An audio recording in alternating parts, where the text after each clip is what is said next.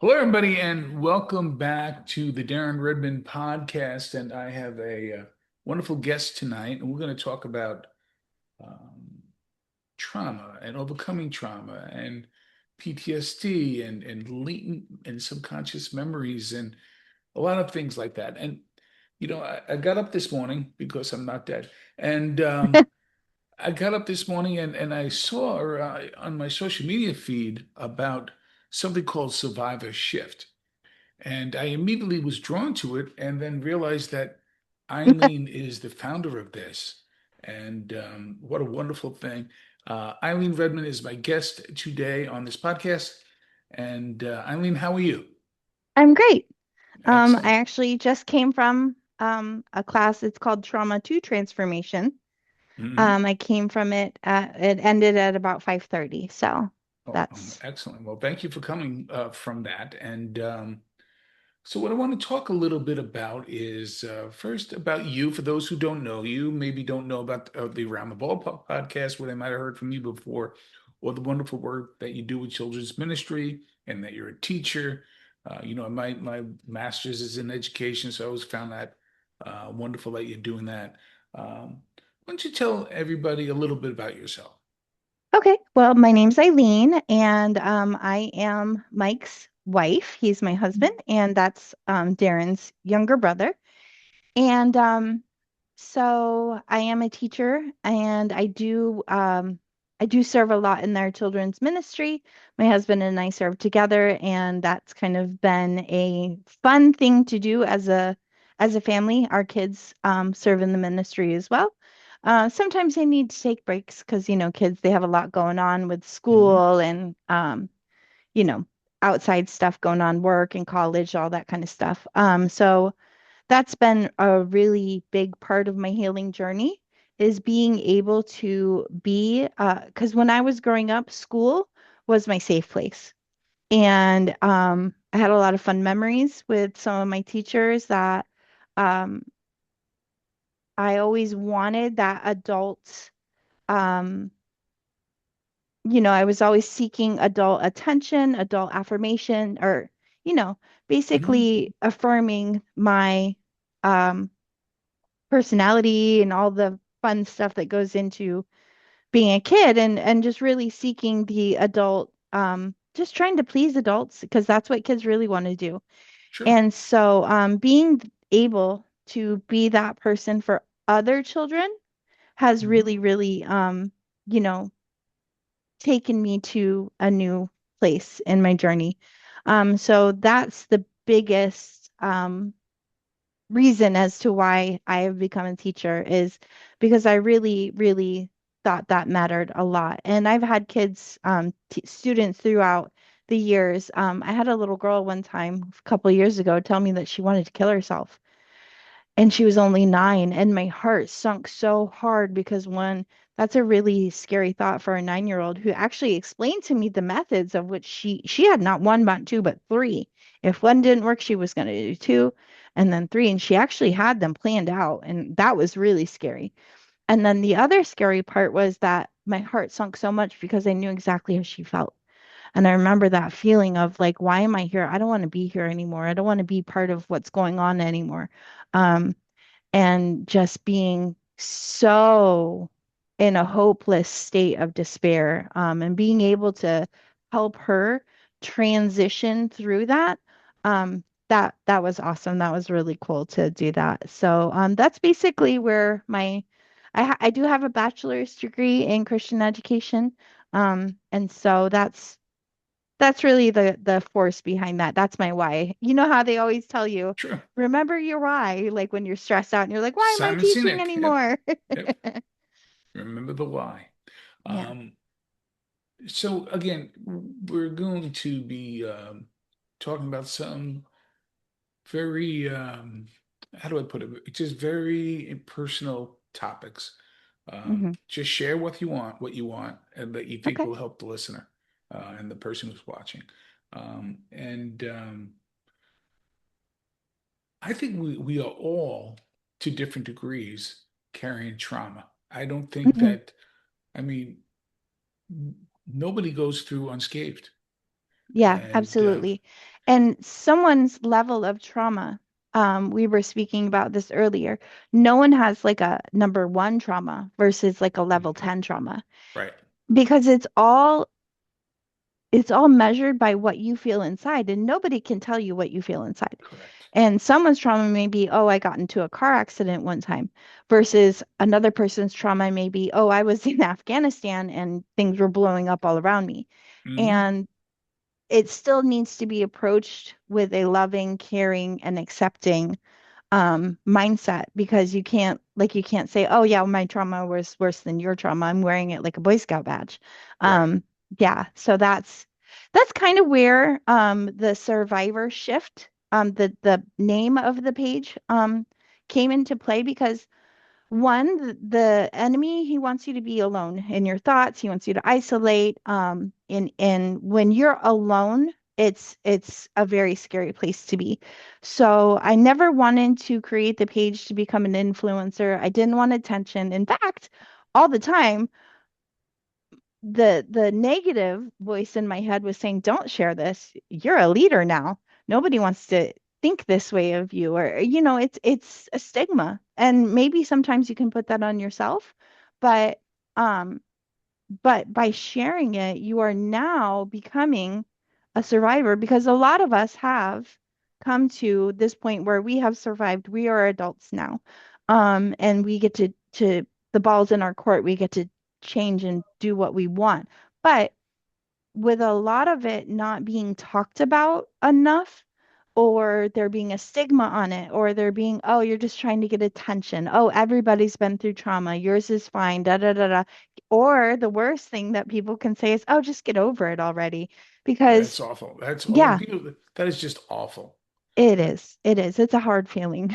I've Right. heard people say it to me before. Oh, no, of But course. there's also got to be, no one's ever going to just get over it, but there's got to be a point in time where the person makes a stance and says, you know what? I'm never going to get over this. It's never going to go away. It's never going to not hurt. It's always going to be part of your personality. Your neural pathways are basically anytime your brain has survived something, because your brain's not always built to make you happy, your brain is built to help you survive. So if you survived something, your brain is going to make a, I guess, mental note, a pathway, a neurological pathway of how that event was accomplished. And so you may grow up into, ta-da, 41 years old, and realize that you're reacting in a trauma response, even though the trauma is not there anymore. Hmm. Even though, and so by taking a stance and saying, you know what, I'm not going to have this reaction anymore. I'm not going to respond this way anymore. The trauma is still there. It's still real. It's still very much an issue, a wound, a hurt. Hmm. But let's shift from survivors to overcomers. Hmm. And again, the trauma is always going to be there. It's always going to hurt a little bit. But when you start to focus on overcoming and winning, and less on what had happened and what the problems are, you are then stepping into that transition. You're stepping into that because, like, at what there was some point where it was like, I don't want to just survive anymore. Right. I'm tired of just surviving. I want to shift into Hmm. living. And just kind of like in a car, when you want to shift gears to go faster, that was the Hmm. same thing that I had this epiphany of, like, I don't want to just survive anymore. I Oh, want to get past this. I want to live. I want to go faster. So that's kind of what birthed it. But like I wrestled with it because I never wanted to be an influencer or get attention or anything like that. But God was putting it on my heart to share, and to one, it's going to help me in hmm. overcoming and getting it out, because like infections don't just heal themselves. You either have to get medicine, or you have to let the pus out, of your wound, let the pus out, let it heal with some fresh air, maybe some Hmm. hydrogen peroxide. But to also point the direction for other people who are experiencing the same traumatic memories, and how can they get through it Mhm. Again, not over it, not past it, but through Mhm. it and continue to live a happy life, not just survive, but live life full as can be. So there's a couple of things that I'd like to respond to with that. I want to share with something with you right now that I disagree with you. I want you to be an influencer. I'll tell you why. Because that we are both agreeing on right now, we're using other people's interpretation of what that is, right? Mhm. An influencer. That means this or that. No, well, you know, as Christians, we're supposed to go out there and live by example. So Amen. we are influences every day. And Amen. we are influences every day. So I hope you are a wonderful influencer in helping people kind of get through it. Um, Thank you. and people think, oh, get over it. Well, there's a big difference between that, as and I think you so eloquently put it, carrying around your woe is me Mhm. as opposed to, hey, this happened to me, and thus I have reactions. We are creatures of learned behavior. So if Right. when I'm 5 or 6 years old, go into survival mode and learn that, and it becomes my habit, it's going to be really hard to unbreak that habit. Uh, Exactly. and people who say, oh, get over it. Well, yeah, you shouldn't be eating at 10 o'clock at night, but we all do because it's a hard habit to break. So could you Right. imagine if that was molestation or you got beat or whatever the case may Right. be? Right. Exactly. And so for me, my I have and my mentor has been making sure and I kind of would love to share this part for everybody is the first step, the very, very first step that you should do is not say my trauma, Hmm. say the trauma. Right, the trauma. Because when you're saying my trauma, you're taking it back, you're Yeah, owning it again. And yeah. trauma is not part So, of you, it is not your identity, and it is not what you need to be holding on to. It wasn't, God didn't give it to you. And so it's not yours. Um, so when you turn around and say the trauma, you are one, mentally giving it back.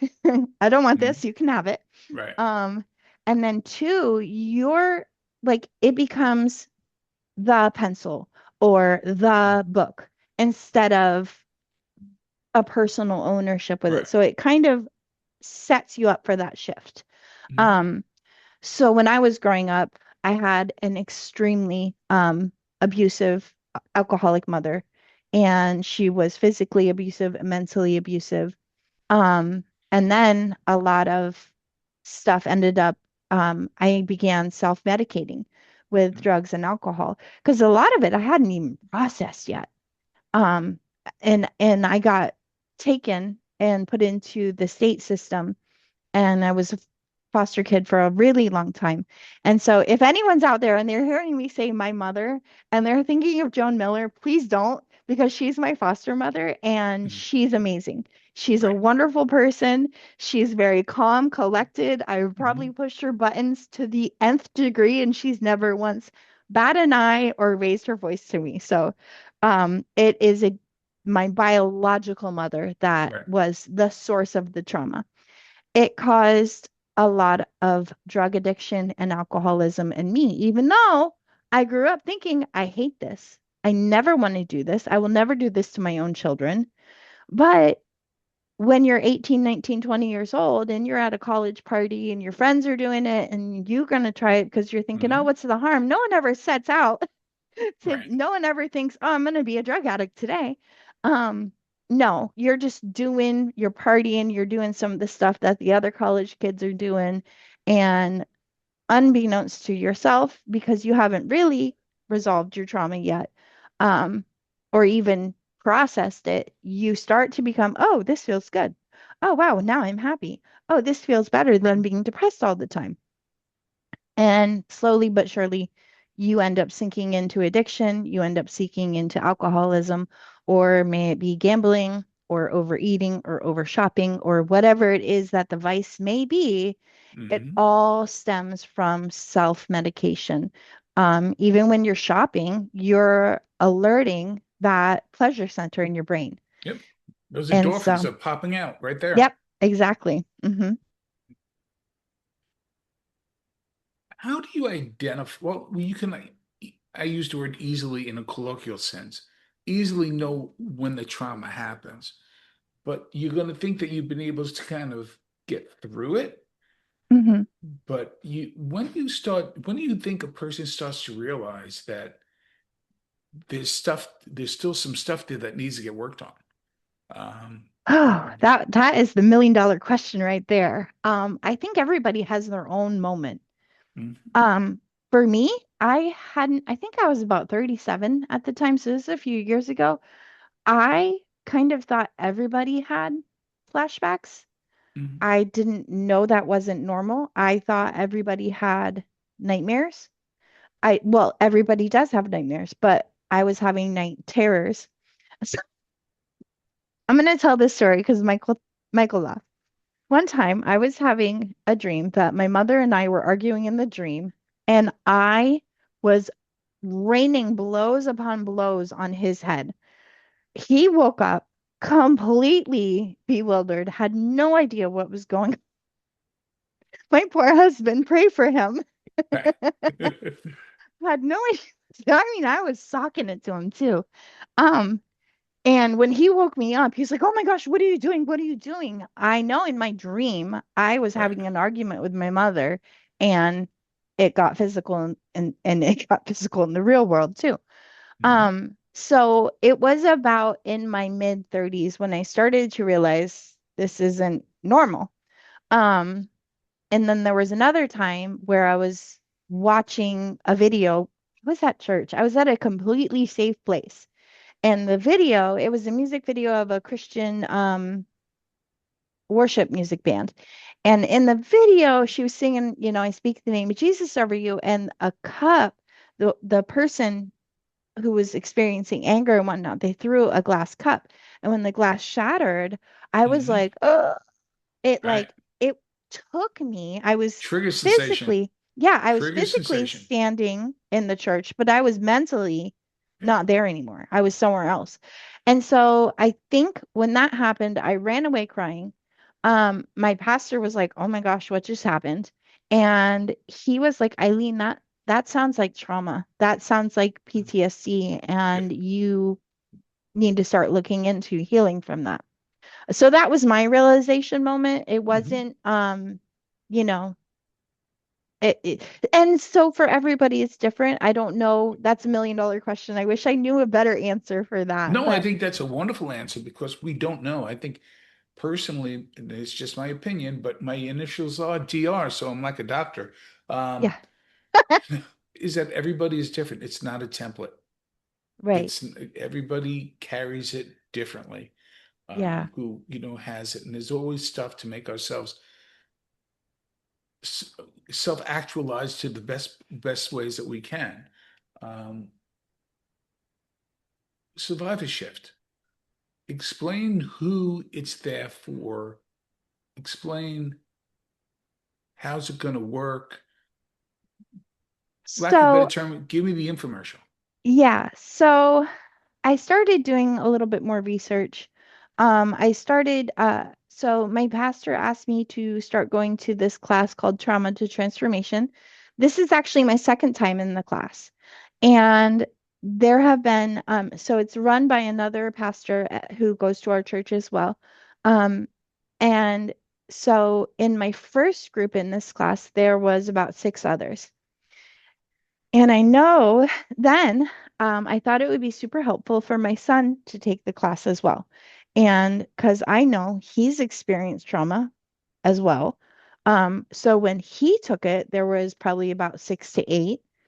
Then he helped administer a group for a group of teens Mhm. and there was about 6 to 8 in that one as well. I think they capped that one at 10. But there's always some people who are have to change their mind or bow Mhm. out because they might be embarrassed. It might still hurt to talk about. They're not ready yet.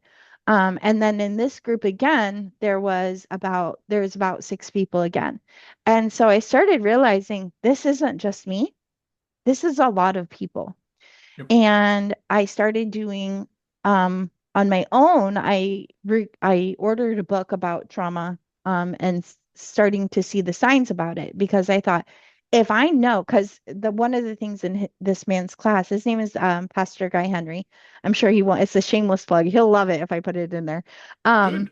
he he was mentioning that this is not the end. The very last class, he says this is not the end. Your journey is not complete. It is now your turn to take what you've learned here and apply it to your life, and you're still going to need to find more tools. Um, so I started looking and finding more tools and started realizing I believe that it's 970 million people in the world are affected by some sort of mental disorder. I learned that, and I don't remember the percentage off the top of my head, but it was a very large percent that that mental disorder is triggered from trauma. And so then I was like, I'm really not alone. And Mhm. so God put it on my heart that I needed to write a book. Now, that's a big, tall One order. day, do it. One day, do it. One day I can do it. It's a big, tall order. And then I thought, like, you know how sometimes something's such a good idea, you're convincing yourself it's a God idea? Mhm. So I wanted to wait for a while because I was like, I don't know, is this an Eileen idea or is this a God idea? What should I do with this? And if it is, how? What's my format? Is this going to be warm and cozy? Is this going to be harsh and in your face? Is this going to be like, you need to know this and you need it now? That won't work for me.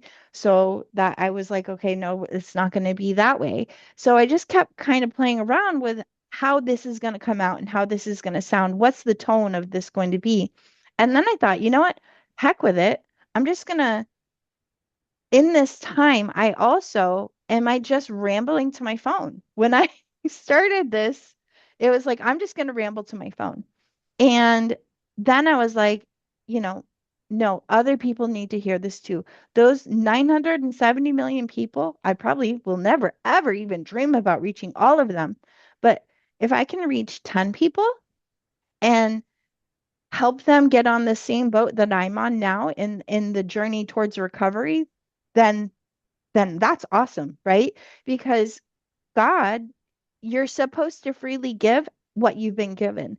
And so God has made a way for me to travel out of this burden, this terrible situation into recovery and healing. And so God doesn't want you to just keep it all for yourself. He wants you to Mhm. share it with other people. And so that's kind of where this came from. So, It two things with that. Um, I wholeheartedly agree. One, um, I won't go into detail. I talked about it on both of the other podcasts, this one and the one I do with Mike around the ballpark, which by the way will be live at 9 p.m. Eastern Standard Time on Sunday. Um, and that's this, like whatever happens, and as you know, I've done a lot of work in recovery and did a documentary on the fentanyl crisis and whatnot. But yes, even if you've gone through it, the story that you have when you go through it, is that now you can convey, yes, you can get through this because people feel like they can't. And it's I'm like, hard. When you're in the middle, especially if yeah, when you're in the middle of it, it's so hard to think that you can get through it. so I tell a story. So I'm bouncing in Brooklyn, and I usually didn't do the door at this one place, but a lot of cops and firemen. But I was working the door one night, and how long ago it was, there was still payphones. So the guy's in the lobby on the payphone. He's like, "What do you mean I can't talk to my son? What do you mean he doesn't want to speak to me? I'm going to be brought up on charges." You know, and he's slamming the phone down and going back, getting more booze, and then slams the phone down again. And as he's leaving, he goes, "Don't be surprised if the next sound you hear is a gunshot." Oh, So I as in put he his was going to hand, shoot himself? yeah, that's what he's Oh, implying. So I put his hand on his shoulder and I said, and I'm telling you, I personally, just my opinion, I believe it was the Holy Spirit. And I said, listen, I used a salty word. And I said, Your son just wants to effing watch television. And he goes, well, what do you mean? I go, because I was that kid. I Yeah. said, when my parents were going through a divorce, my dad was brought up on charges. He beat them. They were Yeah. dropped. I said, and they would fight before the divorce. And I just wanted to watch Mod Squad. I just wanted to not listen to that. I wanted to, you have this bar, your significant other, your wife, your girlfriend has, your boyfriend has this other place that they can go to. All that Yeah. this kid could do is watch television. Because again, this was before really the internet and everything else. So we ended up talking for about 45 minutes. He goes, I got a lot to think about. And he left. And I felt good about that. You probably stopped him from killing himself. A half hour later, he came back and he goes, I thought I owed it to you to tell you I decided to go home.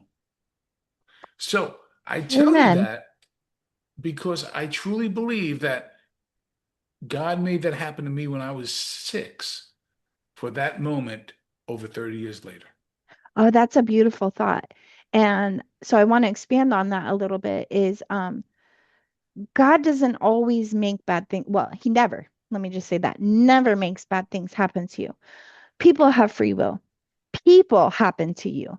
Mhm. So that was a thing that I had a hard time with for a really, really long time is why is God letting this happen to me? If God really loved me, he wouldn't let this happen to me.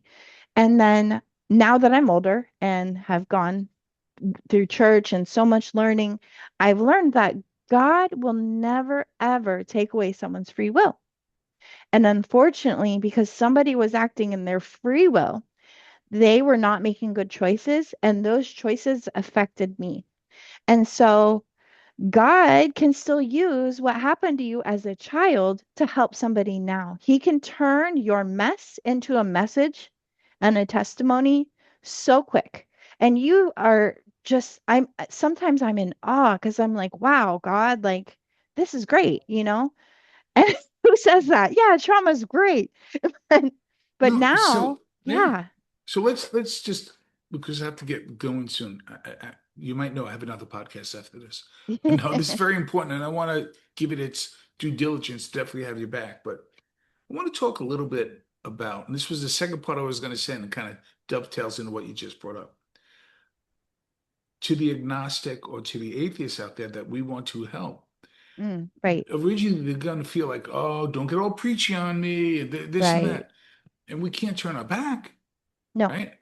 We can't turn our back. I mentioned this story a couple of times. I've had some wonderful people on who are in recovery, thriving, who are atheists or agnostic. Um, how do you tell them, listen, just because I come from a faith-based person, that I'm just here to help you? Yeah. So I think my best thought on that would be even though they're atheist and agnostic, God didn't ask us to go only preach to healthy people, right? There would be Right. no doctors, no hospitals. I If love that answer. yeah, there would be, it wouldn't be a thing. So going and helping those who are like, hey, I don't want to hear your preachiness, that's fine. I don't Mhm. have to preach to you or to anybody else because but what I can do is just put that in my back pocket for a little while. And eventually they're going to see Christ working through you. But that's okay if they don't see it right away. But if they see you just being helpful and being Yeah. a good friend and offering a place to listen and possibly hearing some words of life, you don't have to put Jesus in the word Jesus into every other word out of your mouth because that will turn some people off. So Um, yes, I had a friend yeah. just I had a friend of mine who used to be a bartender at one of the bars I used to do the bar crawls with. Um, and he was, yeah, we would be there at 4:30 in the morning, and not proud of that, but that's just a fact. Yep. So Ditto. anyway, one day he went to see his mother, and he's a non-believer, or at least was at the time. But we are a group of people, right? And things happen. People do things to you. Right. Yeah, people So do anyway, things. he was stabbed multiple times in the Oh, vestibule of his mother's apartment, oh left to gosh. die. He lived, and then he decided to go into his 12-step program. Mm. But what he couldn't get past was the higher power. Oh, So it's he step couldn't two. get past the higher power, but and his